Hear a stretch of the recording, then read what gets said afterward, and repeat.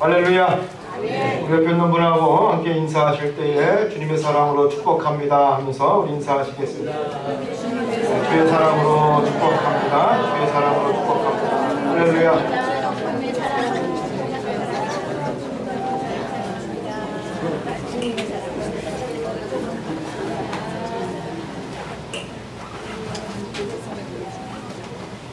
누굴 축복한다는 것처럼 행복한 일이 또 어디 있겠습니까?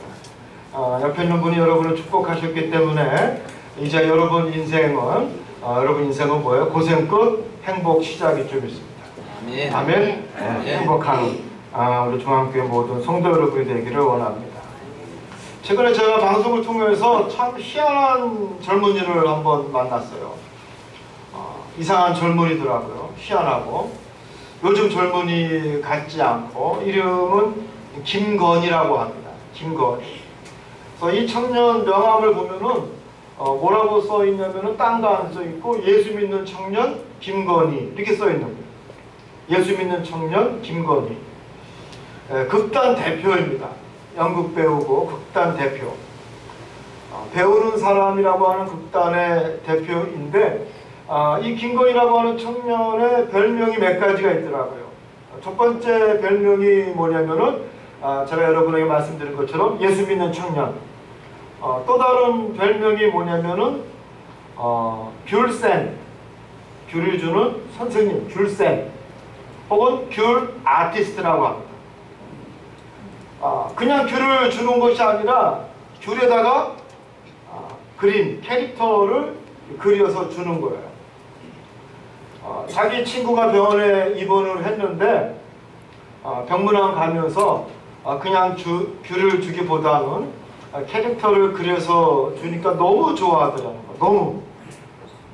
그래서 문득 생각이 난 게 이런 귤을 내가 매일 지나다니던 타고 다니는 그 전철역에서 노숙하시는 분들에게 이런 귤을 주면 좋아하시겠구나. 그래서 정성스럽게 간단하게 귤에다가 그림을 그려서 노숙자들에게 주기 시작했습니다. 귤을 주기 시작했습니다. 그러던 것이 귤값이 1년에 1,000만 원이 넘는데요. 귤값이 1년에 1,000만 원. 그래서 어느 날 지하철 바닥에 앉아있는 한 할아버지 노숙자에게 다가가서 이 귤을 주니까 대뜸 이 어르신이 하는 말이 네가 누군데 나한테 귤을 주느냐. 그러면서 갑자기 흐느끼시면서 우신다는 거예요. 우시면서 하시는 말씀이 정말로 가치 없는 인생이고, 그래서 내가 밥만 축 내는 식충 같아서 죽으려고 했는데 네가 나한테 귤을 주니까 마음이 바뀌었다라는 거죠. 선물은 누구한테 주는 거예요? 사람한테 주는 게 선물인데 네가 나한테 선물을 주는 거 보니까 나도 사람이구나 하면서 그 할아버지가 새로운 삶에 대한 희망을 갖는 것을 보고 이 김건희라고 하는 청년은 열심히 귤을 전합니다. 노숙자들 뿐만 아니라 사창가에 있는 그쪽에서 종사하시는 분들에게도 귤을 전하려고 찾아간 거예요. 근데 김건희는요, 고등학교 때 은혜를 받았어요. 집회에 가서 은혜를 받고 하나님을 체험을 합니다. 하나님을 체험하고 이 김건희라고 하는 청년의 인생이 확 바뀌어버리는 거예요. 하나님이 자기를 만나주시고 우리 인간의 이성으로는 깨달을 수 없는 하나님을 자기가 이제 믿게 되는 거예요. 여러분, 신앙이라는 것은 이성을 넘어서는 것이 신앙입니다. 이성적인 것, 상식적인 것, 납득될 수 있는 것을 좋아하시는 분은 교회가 아니라 인문학 강의 가셔야 돼요. 인문학 강의. 교회에서도 그러신 분들이 있어요. 납득되지 아니하고 이성을 넘어서는 것은 받아들이지 않으려고 하는 분들. 그런 분들은 인문학 강의 가셔야지 은혜 받죠. 교회에서는 은혜 받을 수가 없습니다. 깨달을 수가 없습니다. 배울 수가 없습니다. 근데 이 청년은, 김건희라고 하는 청년은 그 예수님을 만난 거예요. 인생이 180도 변하게 되고 삶의 목적이 변하게 됩니다. 그래서 이 청년이 그 귤을 사창가에서 일하는 아가씨들에게 전화를 갔다가 주인이 못 들어가게 하는 거예요. 넉살을 잡고, 야 미친놈아, 네가 거기를 왜 가? 왜 여기서 네가 예수를 전해? 그래서 내쫓습니다. 뺨따기 한 대 맞고. 집에 와서 가만히 생각하니까 분해요, 안 분해요? 분한 게 자기 뺨을 때린 포주가 분한 게 아니라 자기 자신한테 분한 거예요. 왜냐면은 그 순간 거기에 있는 아가씨들과 포주들을 자기는 경멸했다라는 거죠. 무시했다라는 거예요. 사람 취급 안 했다라는 거예요.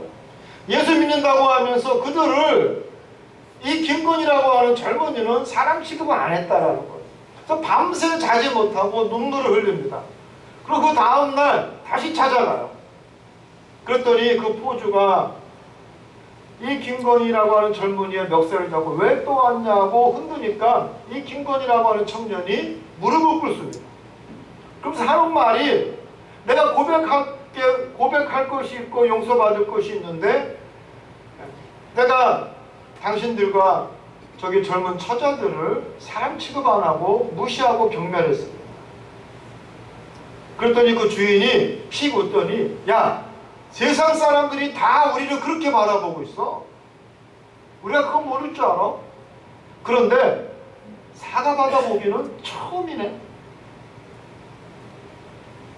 사과 받아보긴 처음이네. 그러면서 그럼 빨리 귤을 나눠주고 오라고 허락을 합니다. 근데 놀라운 거는요, 이 청년이 귤을 나눠줄 때마다 사창가에 있던 그 젊은 언니들이 눈물을 흘린다라는 거예요. 눈물을. 그리고 오빠가 믿는 예수 나도 믿고 싶다라고 하는 이야기가 나옵니다. 자, 우리로 하여금 부끄럽게 만드는, 아, 지금도 저런 청년이 있을까, 그렇게 생각하게 만드는 그 청년의 이야기를 한번 여러분 직접 한번 보시기 바랍니다. 뭐 2분밖에 안 되는 짧은 시간입니다. 한번 여러분 보시기 바랍니다.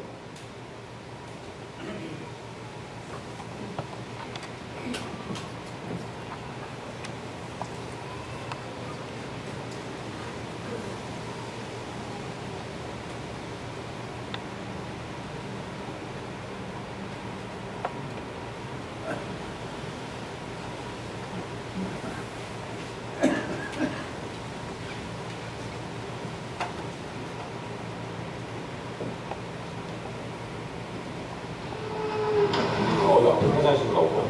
괜찮으신가? 아, 일단 반가워요. 점심 식사하셨어요? 아, 비 많이 맞으셨네. 잠시만. 아유, 오케이. 네, 새해 복 많이 받으시고. 밖에 있다 오신 거예요? 비 많이 맞으셨네. 다스가 음료수 있는데 음료수 좀 드시겠어요? 네, 잠시만요. 아이고, 죄송합니다. 죄송해요. 네, 이렇게 못 드려서. 죄송합니다. 네, 죄송합니다.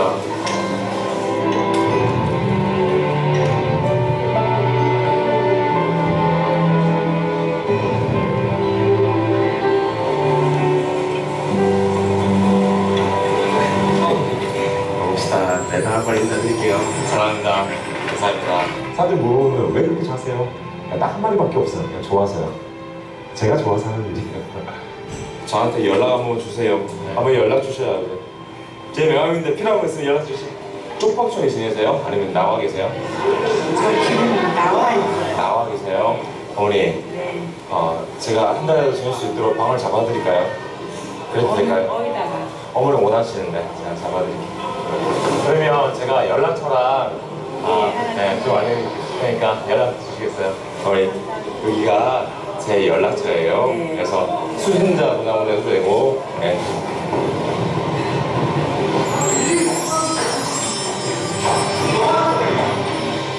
마지막 목적은 그거였던 것 같아요. 내가 기억되지 않고 예수님만 기억됐으면 좋겠다는 생각에 제 이름보다 사람들이 다 그것만 기억하는 거예요. 예수님은 정말 누구나 쓸 수 있잖아요. 저작권 없잖아요. 그래서 예수님만 기억되고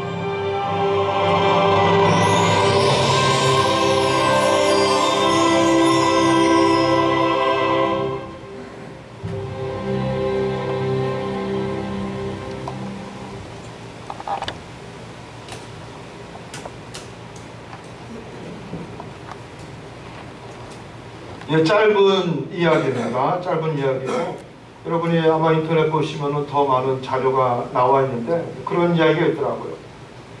어느 교회에서 부활절 날 나와서 전도를 하면서 그 짧은 설교가 끝나면은 먹을 것을 나눠주기로 했대요.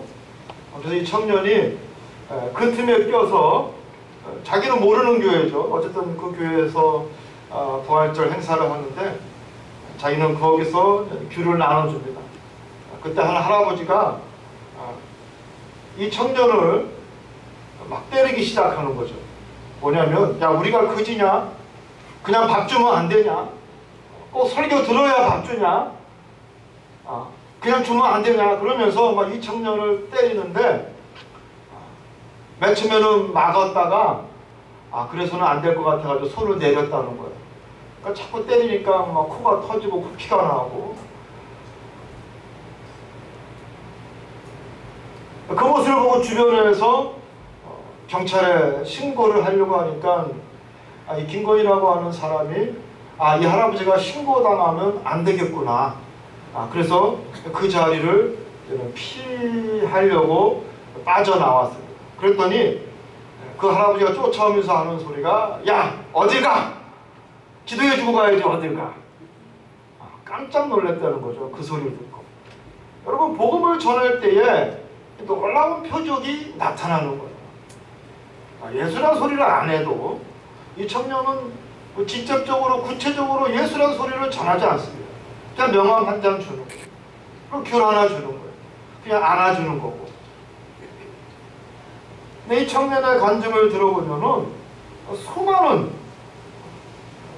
수많은 표적을 우리 하나님께서 보여주고 계심을 우리는 알 수가 있습니다. 오늘 본문 말씀 속에서도 우리 예수님께서 15절에 천하 만민에게 복음을 전하라 그랬어요. 복음을 전하라. 그러면 내가 표적을 보여주리라. 우리 예수님께서 제자들에게 약속하신 겁니다. 나를 위해서 내가 원하는 것을 갖기 위해서 일할 때 표적을 보여주시는 것이 아니라 내 가정 이기주의. 여러분 요즘 이 집단 이기주의가 문제잖아요. 집단 이기주의가. 내 가족만을 위한 그 삶을 위해서 살아갈 때 하나님께서 표적을 보여주시겠냐는 거예요. 아니라는 거죠. 복음을 위해서 살아갈 때에 우리 하나님께서 분명한 표적을 보여주신다는 말씀이 오늘 본문 말씀의 핵심입니다. 복음을 전할 때 귀신이 물러가고 병든 자가 일어나고 뱀을 잡아도 독을 마셔도 해롭지 아니하는 놀라운 역사와 기적, 그 표적은 언제 나타나느냐? 내가 바로 복음을 전할 때라는 것을 우리는 알아야 됩니다. 스탠리 템그라고 하는 미국의 아주 유명한 기업가가 있습니다.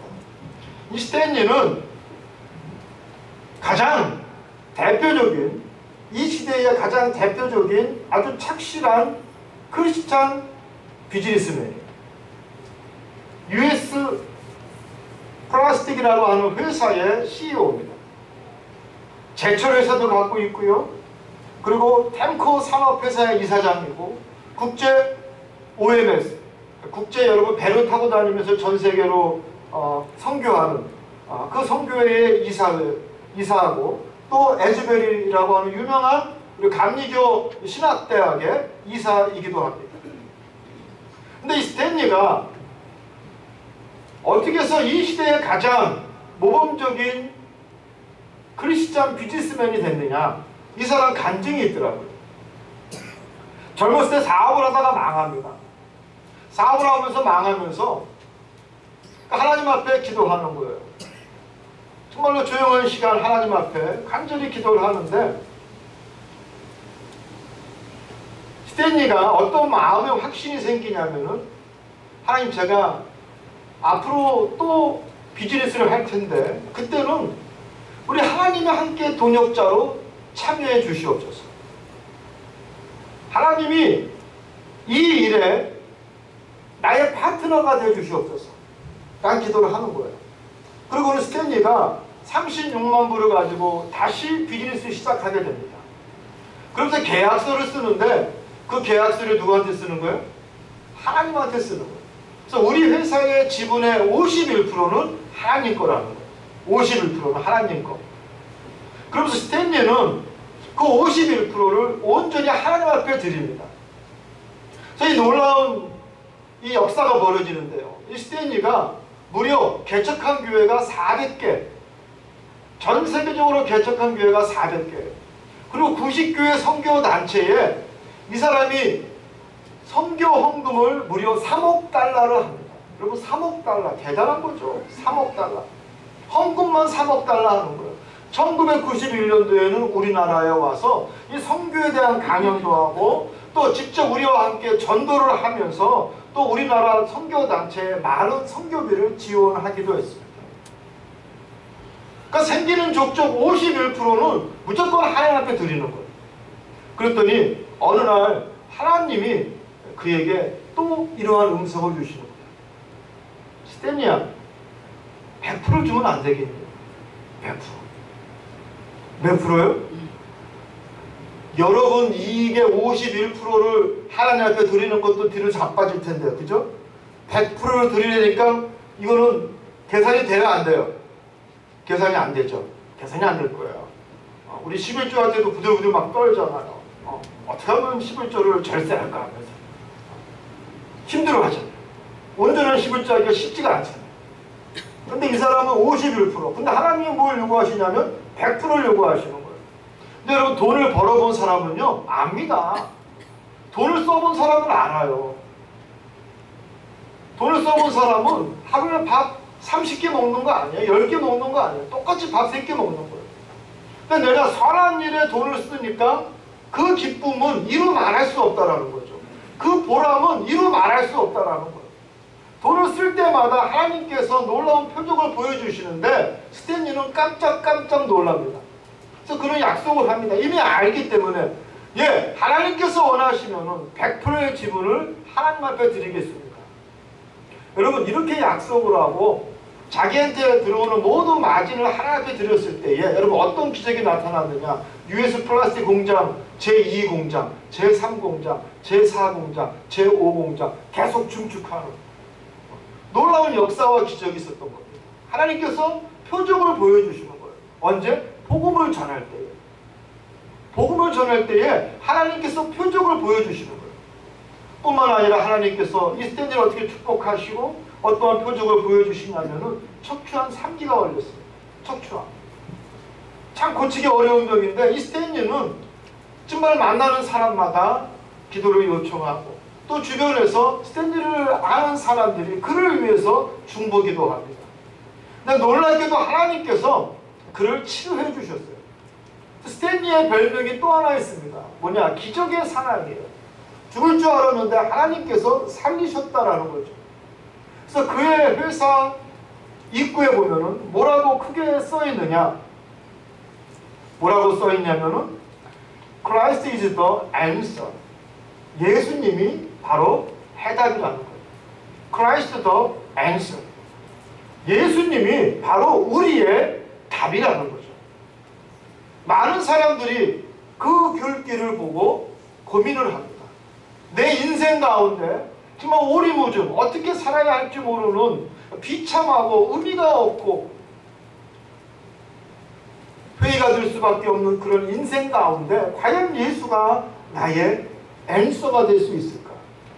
그 간판을 보고 그것을 찾아오고 또 많은 사람들이 스탠리를 만나고 예수를 영접하는 놀라운 일이 벌어지고 있습니다. 여러분 스탠리는요 복음을 전하기 때문에 하나님께서 표적을 허락해 주신 줄 믿습니다. 그게 좌우명이 있더라고요. 여러 가지 좌우명이 있는데 두 가지를 보면은 첫 번째가 고난과 역경이 와도 감사하자라는 거예요. 힘들어도 고난이 와도 감사하자. 두 번째는 뭐냐면 성령의 감동이 있다면 그 일을 회피하지 말자라는 거예요. 성령의 감동이 있다라는 거예요. 나한테 손해가 있더라도 그 일을 회피하지 말자. 우리는 믿는다고 하면서 성령님께서 감동을 주시지만 성령님께서 감동을 주시고 우리가 해야 될 바를 알려주십니다. 우리에게 소명을 주시는 거예요. 그런데 우리가 교회를 나가서 세상을 향해서 발걸음을 딛는 그 순간 우리는 계산하게 되고 성령이 주신 감동과 소명대로 살지 아니하고 내 욕심대로 살아가는 우리의 모습을 볼 수가 있습니다. 근데 여러분, 스탠리가 이러한 인생의 좌우명을 갖게 된 것은 그도 역시 많은 갈등을 가졌다라는 거예요. 어마어마한 돈을 하나님의 사업을 위해서 내놨을 때에 스탠리도 많은 갈등이 있었다라는 거예요. 그러나 그가 결국은 지켰던 것이 무엇이냐? 성령님께서 감동을 주신 것이 있다라면은 내가 손해를 보더라도 그 일을 결코 회피하지 말자라는 거예요. 사랑하는 우리 중앙교회 성도 여러분, 우리 성령님께서 여러분의 마음을 움직이신다라면 결코 여러분의 욕심이나 세상적 가치관과 타협하지 아니하고 주신 감동 그대로, 주신 그 소명 그대로 살 수 있는 여러분이 되기를 주님의 이름으로 소원합니다. 아멘. 주신 감동 그대로 산다는 것이 여러분 얼마나 중요합니까? 내 뜻대로 신앙생활 하는 것이 아니라 내 뜻대로 믿는 것이 아니라 내가 납득하는 것만큼 내 이성이 이해하는 것만큼만 믿는 것이 아니라 그 이상도 바라볼 수 있는 그러한 여러분이 되기를 간절히 소망합니다. 많은 사람들이 신앙생활 한다 하면서 자기의 상식을 넘어서지 않으려고 합니다. 여러분, 그것을 성경에서는 뭐라고 이야기하느냐? 완악하다고 이야기합니다. 혹은 완고하다라고 이야기합니다. 혹은 그 심령이 강팍하다라고 이야기하고도 합니다.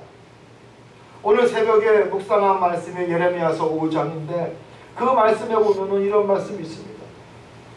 사람들이 하나님을 안다고 하면서 하나님의 법을 안다고 하면서 그들은 늘 거짓 맹세를 하고 고삐 풀린 망아지와 같이 제멋대로 하나님 아버지와의 관계에 끊으려고 하는 자들이라고 예레미야는 이스라엘 민족을 책망하고 있습니다. 이스라엘 민족이 어떤 민족이냐? 여호와의 길을 안다고 하면서 하나님의 법을 안다고 하면서 아버지와의 관계에 그 끈을 풀어버리려고 하는, 제멋대로 다니려고 하는 고삐 풀린 망아지와 같은 것이 바로 이스라엘 민족이라고 예레미야는 책망하고 있습니다. 완악하고 완고한 이스라엘 백성들을 예레미야는 고발하고 있습니다. 사랑하는 성도 여러분, 혹여 우리는 내 마음은 여전히 강팍하고 완악한 것은 아닌지 여러분 스스로를 돌아볼 수 있는 이 시간이 되기를 간절히 소망합니다. 그러니까 믿는다고 하면서 아버지의 뜻대로 살지 못하고 아버지의 법과 아버지의 길을 안다고 하면서 순종하지 못한다면 여러분, 우리는 말씀 그대로 우리의 얼굴은 바위와 같다라는 거예요. 바위와 같습니다. 그 뻔뻔함과 그 완고함은 마치 바위와 같아서 하나님을 안다고 하면서 아버지를 안다고 하면서 나의 길은 전혀 다른 길이라는 것입니다. 사랑하는 성도 여러분, 하나님과의 관계는 갑자기 회복되지 않습니다. 그러나 우리는 아버지와의 관계를 우리는 회복해야 합니다. 아버지와의 관계를 우리는 분명히 복원해야 합니다. 이런 우스개 얘기했더라고요. 아들과 아버지의 관계. 어떤 아들이 미국으로 유학을 갔어요. 미국으로 유학을 가서 매일 전화해도 자기 어머니와 전화하고 엄마 나 뭐 필요해, 엄마 뭐 이거 도와줘, 이거 해줘야 돼 늘 전화를 하는데 미국에서 유학 가서 공부를 하면서 나이가 들고 자기도 나름대로 철이 든 거죠. 철이 드니까 갑자기 아버지가 생각이 난 거예요. 아버지. 어머니는 나에게 디테일한 사랑을 주지만 정말로 거북과 같이 버티시는 분은 누구냐면은 아버지라는 거예요. 가정을 위해서 희생하고 헌신하고 또 열심히 돈 벌어서, 여러분 돈 버는 게 쉽습니까? 나가서 별일 다 당하고 수고를 당하면서도 그 돈을 보고 자식을 위해서 내놓는 그 아버지의 사랑. 가만히 보니까 이 아들이 아버지가 없었다라면 자기는 존재할 수 없었다라는 거죠. 아버지가 없었다라면은 자기는 유학 올 수 없었어요. 자기는 잘난 체 할 수가 없는 거예요. 그래서 그 아버지에게 감사의 마음을 전하기 위해서 전화를 합니다. 전화를 하는 거예요. 집에 전화를 하니까 마침 아버지가 전화를 받는 거예요. 아들이 전화합니다. 아, 아버지 저예요. 그랬더니 그 아버지가 엄마 바꿔주랴?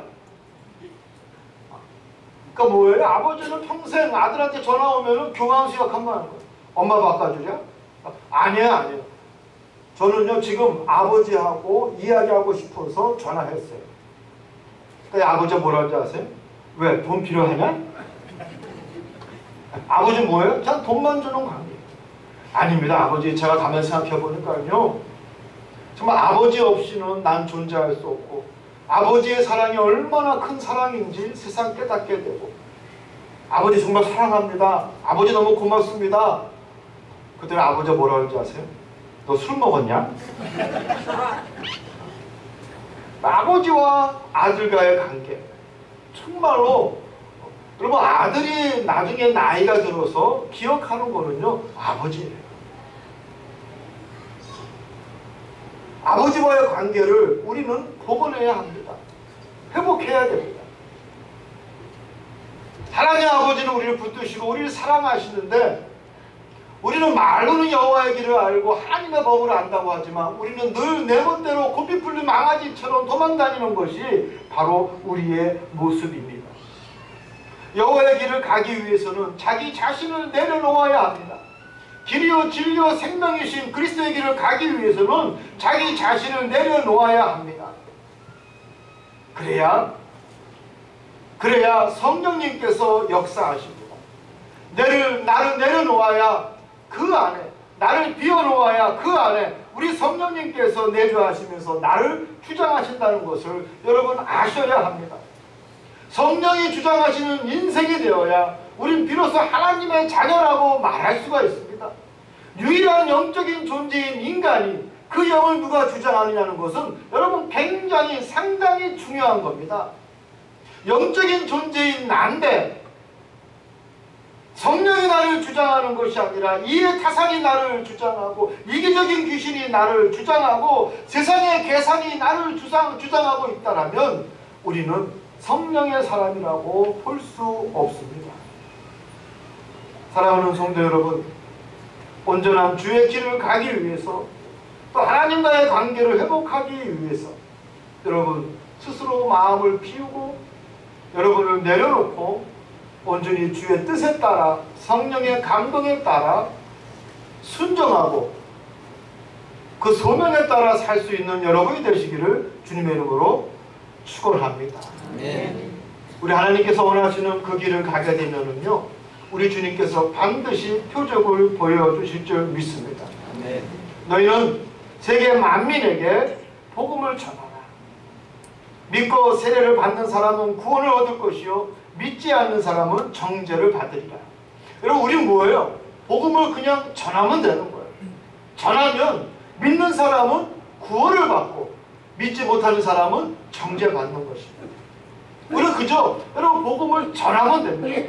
그럴 때에 우리 하나님께서 어떠한 표적을 보여주십니까? 귀신을 쫓아내고 새 방언을 말하며 뱀을 집어 올리고 무슨 독을 마실지라도 해를 받지 아니하고 병든 사람에게 손을 얹은 즉 나으리라.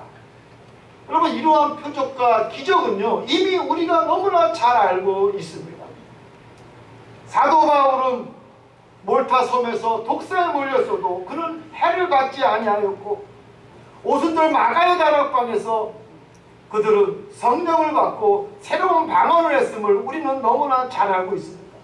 수많은 사도들이 그리스도의 이름으로 귀신을 쫓아내고 수많은 그리스도인들이 예수의 이름으로 병자를 치유했음을 우리는 알 수가 있습니다. 사랑하는 성도 여러분, 이제 주님이 우리에게 주시는 표적을 구해야 할 줄 믿습니다. 여러분의 표적은 무엇입니까? 여러분이 10년, 20년, 30년, 40년 신앙생활을 했는데 여러분이 누구에게 자신있게 말할 수 있는 여러분의 신앙적 믿음의 표적이 무엇입니까? 내 인생 가운데 주님께서 한 번도 내게 표적을 보여주시지 않았다면 여러분 그 표적을 사모하시기 바랍니다. 주님께서 주시는 그 표적을 여러분 갈급해 하시기 바랍니다. 이제 우리가 다음 주부터 부흥회를 하게 되는데 여러분 이 부흥회가 저는 여러분에게 하나님이 주시는 그 표적을 체험할 수 있는 귀한 시간이 되기를 원합니다. 또 사실 많은 성도들이 이 표적이 있었죠. 근데 이 표적은 뭐예요? 과거의 이야기야. 과거의 이야기. 과거의 가물가물한 과거의 이야기. 여러분 살아계신 하나님의 표적을 과거에 치부하지 말고 오늘 이 시간 새롭게 하나님이 주시는 그 표적을 우리는 사모해야 합니다. 주님께서 우리에게 표적을 주실 때 우리의 신앙은 힘이 있고 활력이 있고 역사가 있고 하나님 주시는 담대한 큰 믿음으로 말미암아 우리는 이 세상에서 하나님이 사용하시는 큰 도구가 될 줄 믿습니다. 이번에 강사로 오시는